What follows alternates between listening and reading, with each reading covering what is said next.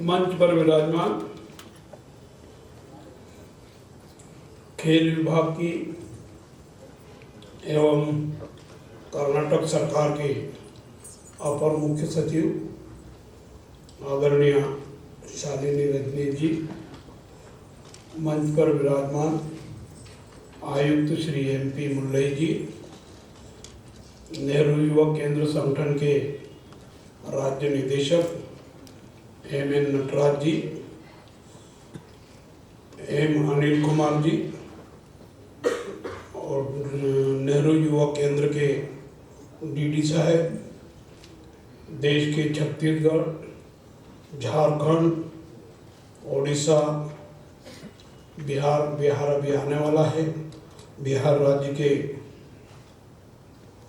क्षेत्रों से आए सभी नौजवान साथियों, सम्माननीय अतिथि, महानुभाव और विभाग के अधिकारीगण एवं कर्मचारीगण, अन्य सभी महानुभाव, मैं कर्नाटक की राजधानी बेंगलोर, जिसके बारे में शालिनी रजनी जी ने बताया है, बेंगलोर देश का विकसित राज्य है। देश में और विदेशों में प्रसिद्धि प्राप्त है। यहाँ विचारों के आदान प्रदान के साथ साथ मेलजोल की दृष्टि से आप आए हैं। 7 दिन आप विभिन्न क्षेत्रों में घूम करके देखेंगे, आपको बहुत कुछ सीखने समझने को मिलेगा और विकसित राज्य कैसे होता है इसके संबंध में बहुत जानकारी मिलेगी। निश्चित रूप से ये यात्रा आप सबके लिए प्रेरणादायी होगी, आपके जीवन को सफल करने की दृष्टि से उत्तम सिद्ध होगी।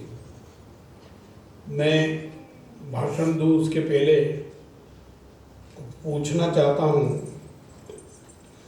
झारखंड से कौन कौन आए? आपके यहाँ के राज्यपाल कौन है?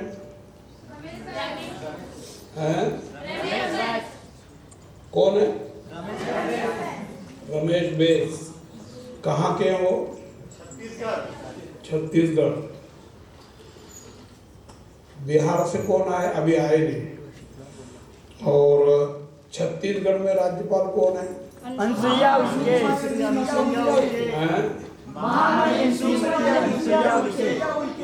कहाँ की है वो? कहाँ की है मालूम है? पड़ोसी राज्य कौन कौन से आपके? मध्य प्रदेश। वो मध्य प्रदेश की है। अनुसुईया उइके जी, अब ये छत्तीसगढ़ की राज्यपाल और छत्तीसगढ़ के निवासी झारखंड के राज्यपाल हैं। अच्छा, झारखंड से कोई राष्ट्रीय अंतर्राष्ट्रीय खिलाड़ी है, आपको ध्यान है क्या? महेंद्र सिंह जी धोनी। काय के खिलाड़ी? अच्छा, क्रिकेट के भारतीय टीम के कप्तान भी रहे हैं ना? अच्छा, उड़ीसा के कौन है? आपके यहाँ के कुछ राष्ट्रीय अंतर्राष्ट्रीय खिलाड़ियों के नाम मालूम है आपको? अच्छा, इसमें खिलाड़ी कौन कौन है? आप खेलते हो? क्या खेलते हो? हाँ? अच्छा, आपके यहाँ के कोई खिलाड़ी भारतीय हॉकी टीम के कप्तान रहे हैं देश के? हाँ? दिलीप तिर्की। जोर से बोलो तो सबको सुनाई दे। दिलीप तिर्की अभी क्या है वो? सांसद भी थे ना, मेंबर पार्लियामेंट भी बने थे ना वो। हमको हमारे देश के खेल के प्रति भी रुचि रखना चाहिए। जब राष्ट्रीय और अंतर्राष्ट्रीय स्तर पर अपनी टीम जाती है,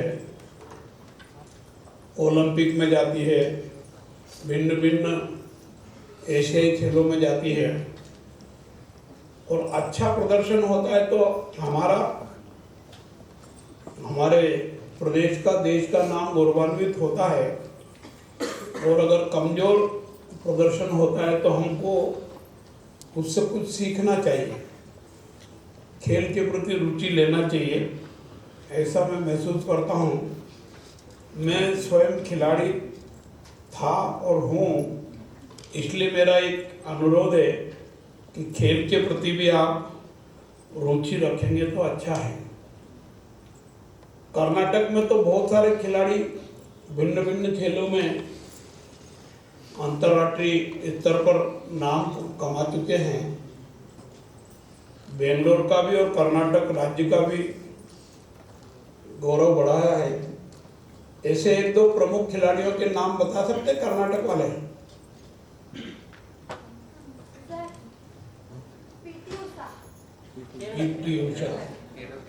पीटी उषा केरल की है कि यहाँ की? हाँ, केरल की है बेटा। हाँ, यहाँ से क्रिकेट के बहुत खिलाड़ी रहे हैं, हॉकी के रहे हैं। रोजर बिन्नी का नाम सुना है? क्या है अभी वो अध्यक्ष? अभी अभी बना है ना। चलो, जब ये घूमेंगे फिरेंगे, 7 दिन तक आप विचारों का आदान प्रदान करेंगे, तो इन विषयों पर भी कुछ न कुछ सीखने समझने का प्रयास करने की जरूरत है। कर्नाटक सांस्कृतिक दृष्टि से, आध्यात्मिक दृष्टि से बहुत सुदृढ़ है। अनेक मठ ऐसे हैं यहाँ जो निःशुल्क शिक्षा देते हैं और निःशुल्क शिक्षा के साथ साथ रहना, खाना, पढ़ने लिखने की सब सुविधाएं, जैसे एकलव्य विद्यालय है ना, जहाँ रहना, खाना, पीना ये सब सुविधाएं उपलब्ध होती है।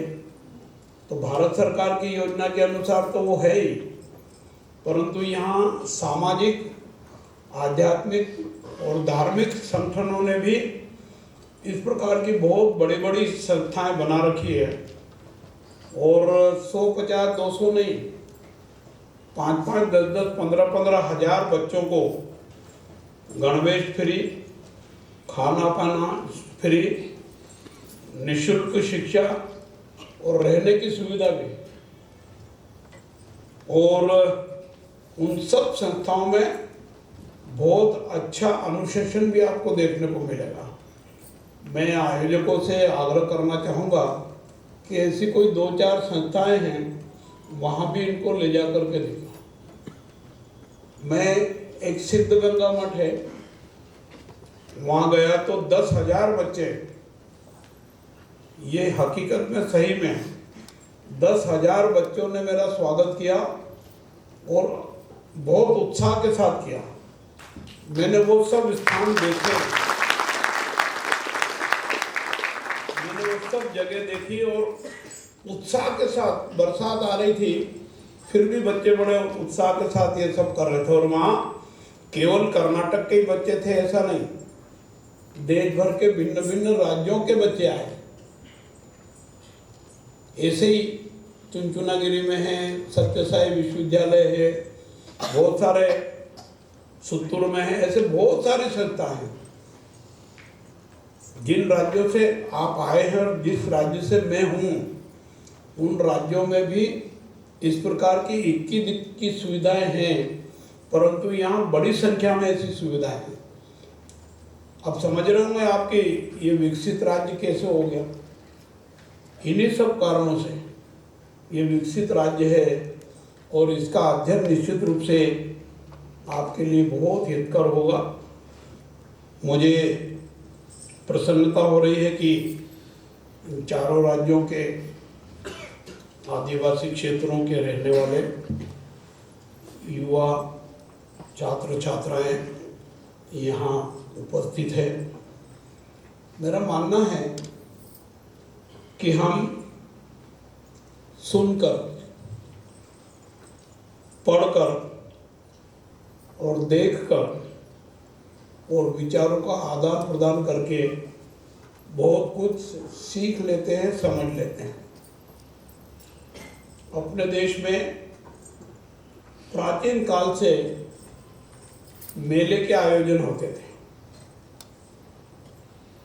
और मेले में जाने वाले सब, जैसे अभी आपने यहाँ वेलकम स्पीच पढ़ी, सुनी उनकी, फिर उन्होंने जो संचालन किया वो अंग्रेजी में और कन्नड़ भाषा में किया। आपने इसके पहले कन्नड़ भाषा सुनी नहीं होगी। जो उन्होंने बोला थोड़ा बहुत वो आधा समझ में आया होगा, आधा समझ में भी नहीं आया होगा। मैं यहाँ आया तो मेरी भी लगभग ऐसी स्थिति है, मैं कन्नड़ सीखने की कोशिश कर रहा हूँ। मैं मध्य प्रदेश के उज्जैन जिले का निवासी हूँ। जब मध्य प्रदेश और छत्तीसगढ़ एक ही राज्य था, उस समय में पटवा जी मुख्यमंत्री थे। मैं वहाँ का पंचायत ग्रामीण विकास और 20 सूत्री कार्यक्रम का राज्य मंत्री के रूप में दायित्व निर्वहन कर रहा था। छत्तीसगढ़ में एक बार नहीं अनेक बार आया, तो वहाँ की भाषा भी, मैं मालवांचल में रहता हूँ और छत्तीसगढ़ में गया तो वहाँ की भाषा को भी समझने में, अब तो वहाँ हिंदी अच्छी बोली जाती है पर वहाँ भी बहुत दिक्कत आती थी। यहाँ भी मैं कन्नड़ भाषा सीखने की कोशिश कर रहा हूँ। अपने देश में अनेक प्रकार की विविधताएं हैं, अनेक भाषाएं हैं, अनेक प्रकार का रहन सहन है, अनेक प्रकार का खान पान है। तो आप इन सब 7 दिनों में हर प्रकार का अनुभव करेंगे। हो सकता है आपको यहाँ के खाने में कुछ बातें बहुत अच्छी लगे, जो अच्छी लगे उसको खाना, परंतु यहाँ का अनुभव लेकर के जाना। तो जिस प्रकार से मेलों का लाभ होता था, भारतीय संस्कृति, देश विदेश के लोग आते थे, उनको देखने का, समझने का, सीखने का और वेशभूषा का ये सब अनुभव प्राप्त होता था। अनेक भाषाएं हैं। भारत सरकार ने नई राष्ट्रीय शिक्षा नीति लागू की है और उसमें मातृभाषा को महत्व दिया गया है। अपने देश में एक मान्यता बन गई है, देश क्या दुनिया भर में था कि इलेक्ट्रॉनिक काम करना हो, टेक्नोलॉजी में जाना हो या कुछ हो तो अंग्रेजी पढ़ना जरूरी है। इसमें सत्यता है, परंतु ऐसे विकसित राष्ट्र भी हैं। अच्छा, दुनिया में विकसित राष्ट्र कौन कौन से हैं, कुछ जानकारी है आपको? किसको? अमेरिका, जापान, रूस, फ्रांस, चीन, ऐसे 6-7 राष्ट्र हैं जो दुनिया के सिरमौर देशों में। भारत भी उसमें अपना स्थान आर्थिक दृष्टि से तो 5वें स्थान पर है, बाकी दृष्टि से भी तेज गति से प्रगति के पथ पर है। परंतु इनकी जो भी इलेक्ट्रॉनिक सामग्री बनती है, मशीनें बनती है, हथियार बनते हैं, उनकी अपनी मातृभाषा में पढ़ाई करने के बाद भी वो दुनिया के सिरमौर देशों में है। फ्रांस में फ्रांसी भाषा, फ्रांसीसी जो है उनके, वो जो वहाँ से सामान आता है उसमें वही लिखा रहता है। चीन, चीनी भाषा में है। जापान, जापानी भाषा, जर्मन, जर्मनी भाषा। जब वो अपनी भाषा में पढ़ाई करके और आधुनिकतम उपकरण बना लेते हैं, तो हम हमारी भाषा पढ़ करके क्यों नहीं बना सकते? भारत ने दुनिया को विज्ञान दिया, गणित दिया, जीरो का आविष्कार भारत में हुआ। अपनी भाषा में पढ़ करके भी ये सब किया, तो हम भी ऐसा कर सकते हैं। देश के माननीय प्रधानमंत्री जी की सोच है और भारत सरकार की भी सोच है, सबका साथ, सबका विकास और सबका विश्वास। इसमें से ये अर्थ निकलता है कि देश के किसी भी सामाजिक अंग को या किसी भी अंग को नज़रअंदाज करके देश का समुचित और संतुलित विकास संभव नहीं है। और इसलिए भारत के संविधान निर्माताओं ने भी सामाजिक, आर्थिक, शैक्षणिक विषमताओं को दूर करने के लिए भारत के संविधान में प्रावधान किया। इसके साथ साथ सामाजिक समता और समरसता का भी प्रावधान किया है और उसका सर्वाधिक लाभ अनुसूचित जाति, जनजाति और पिछड़ा वर्ग के हित में लेने के लिए योजनाएं बनाई गई। इन सब योजनाओं का लाभ आपको और हमको लेना ही चाहिए, लेना ही होगा।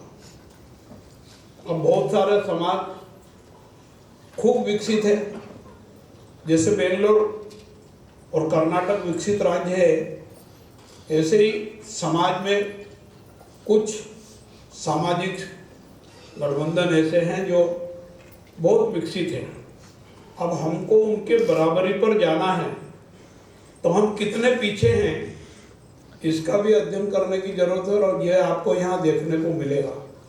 और जब ये आपके समझ में आएगा कि हम उनसे आधा किलोमीटर पीछे हैं दौड़ में और उनकी बराबरी में जाना है, तो हमको तेज गति से चलना पड़ेगा।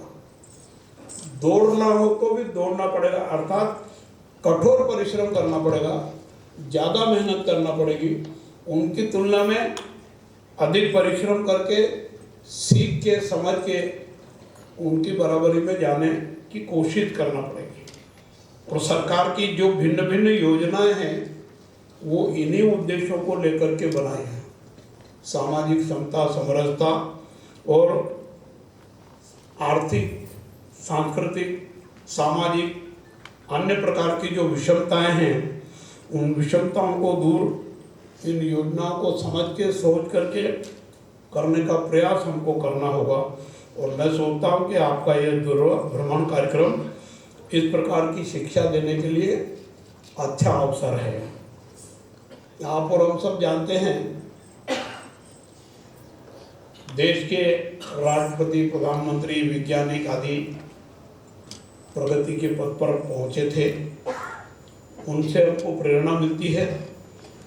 पर एक APJ अब्दुल कलाम साहब भारत के राष्ट्रपति रहे और वर्तमान राष्ट्रपति आदरणीय द्रौपदी मुर्मू जी अभावों के जीवन जीने वाले समाज में पैदा हुए, हर प्रकार का संघर्ष किया, सामाजिक, आर्थिक, शैक्षणिक दृष्टि से विकास करने के लिए कठोर परिश्रम किया और उसी का परिणाम है कि आज वो देश के राष्ट्रपति रहे हैं और द्रौपदी मुर्मू जी देश की राष्ट्रपति हैं। वो हमारे अपने वर्ग से ही हैं। उनसे भी हमको उनका जीवन परिचय पढ़ के प्रेरणा लेने की आवश्यकता है। और मैं सोचता हूँ कि आप निश्चित रूप से उनके जीवन परिचय को अध्ययन करके उनसे प्रेरणा लेंगे। देश आज़ाद हो गया, 75 वर्ष हो गए और देश भर में 75वीं वर्षगांठ को आज़ादी के अमृत उत्सव के रूप में मनाया जा रहा है। और भारत सरकार ने और देश की जनता ने देश की भावनाओं को ध्यान में रख करके एक कार्य योजना बनाई, एक सोच बनाई, एक कल्पना की कि आज़ादी के 25 वर्षों के बाद जब आज़ादी का 100 वर्ष होगा पूरा, तो ये एक हमारे लिए विकास की दृष्टि से और देश को सिरमौर बनाने की दृष्टि से, दुनिया के देशों में अग्रणी बनाने के लिए ये कर्तव्य काल है 25 साल का। इन 25 सालों में हम कठोर परिश्रम करें और देश को दुनिया के देशों में सिरमौर बनाने की कोशिश करें और इसमें हम अपना योगदान दें।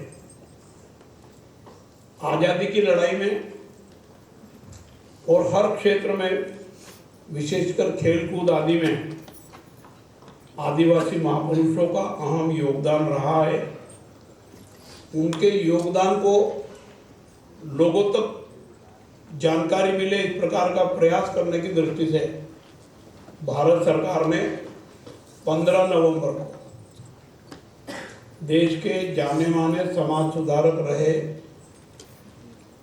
आज़ादी की लड़ाई में अहम भूमिका निभाने का काम किया, ऐसे बिरसा मुंडा जी की जयंती को 15 नवंबर के दिन सारे देश में मनाया और उनको याद किया। इससे आपको ये प्रेरणा लेना चाहिए कि हम जिस वर्ग में पैदा हुए हैं, जिस समाज में पैदा हुए, उस वर्ग को भी आज की सरकार सम्मान देती है। सम्मानजनक काम करने की आवश्यकता है और मुझे विश्वास है कि आप ऐसे महापुरुषों से प्रेरणा लेकर के देश हित में और जनहित में काम करेंगे। जीवन को सार्थकता, मनुष्य जीवन आसानी से नहीं मिलता। हमारे यहाँ तो कहा गया कि 84 लाख योनि के बाद मनुष्य जीवन मिलता है और ये सर्वश्रेष्ठ मनुष्य जीवन होता है। तो हमको मनुष्य जीवन के रूप में इस जीवन को सार्थक बनाना हो,